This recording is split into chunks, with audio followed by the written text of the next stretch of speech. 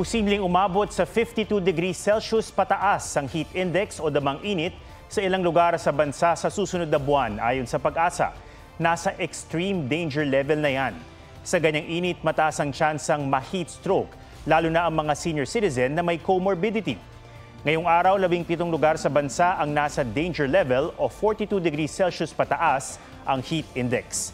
Dagdagang Pag-asa, maaari ring bumaba sa 180 meters ang level ng tubig sa Angat Dam sa kalagitnaan ng Mayo. Kanina, nasa 193.29 meters ang water level sa Angat, mas mababa sa normal high water level.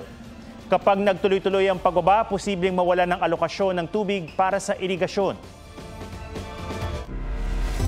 Mga kapuso, alamin ang State of the Nation. Mag-subscribe sa GMA Integrated News sa YouTube.